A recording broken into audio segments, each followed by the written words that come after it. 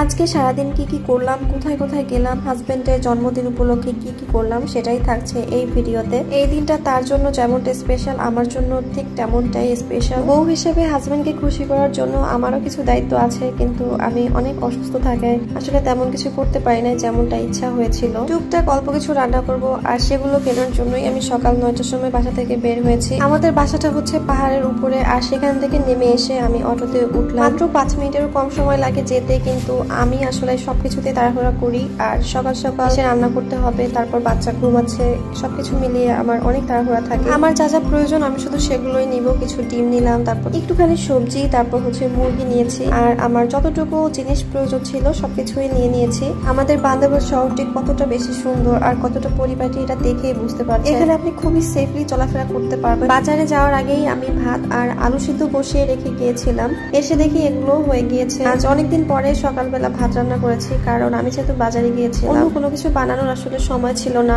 আর এসে বানাতে গেলেও অনেক বেশি দেরি হয়ে যেত। এখানে আমি চিংড়ির বালাচাও ভর্তাটা করে নিয়েছি আর আলু ভর্তাটা করেছি, তারপর জাস্ট একটা ডিম ভেজে নিয়ে খেয়ে ফেলেছি। আমার কাছে পৃথিবীর বেস্ট ভর্তা লাগে আলু ভর্তা, এটা হলেই আমার আর কিছু লাগে না। আমি ভাতের চেয়ে আলু ভর্তা আরো বেশি খেতে পারি, এত বেশি মজা লাগে আমার। সকালে খাওয়া দাওয়া শেষ করে তারপর বাচ্চাকে খাইয়ে এবং ও ঘরের অন্যান্য কাজ করে এরপর আমি সোজা রান্নাঘরে চলে যাই। সবকিছু যেন রান্না বান্না খুব জলদি হয়ে যায়, এজন্য আমি 2 চুলায় বসিয়ে দিয়েছি। সব কাজগুলো শেষ করতে করতে আমার পায়েসটা অলরেডি হয়ে গিয়েছে, আর এক চুলায় আমি পোলাও বসিয়ে দিয়েছি। আর একটা চুলায় আস্ত মুরগির রোস্ট রান্না করবো, যেটা কিনা আমার হাজবেন্ড খুবই পছন্দ করে।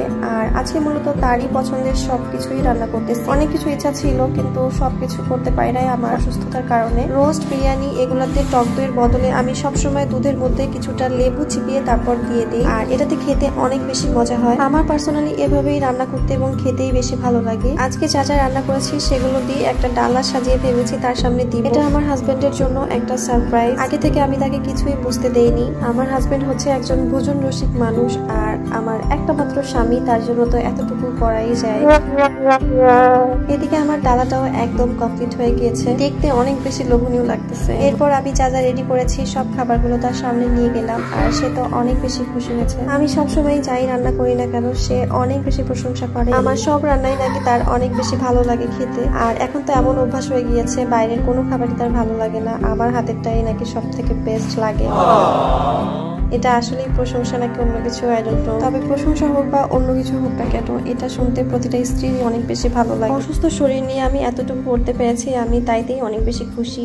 আলহামদুলিল্লাহ, সেও অনেক বেশি খুশি। তার খুশিটা দেখার জন্যই আমার কষ্ট হলেও আমি এতটুকু করেছি। এত সময় ধরে আমার বক বক শোনার জন্য সবাইকে অসংখ্য ধন্যবাদ। আজকে ভিডিওটা এই পর্যন্ত। আল্লাহ হাফেজ।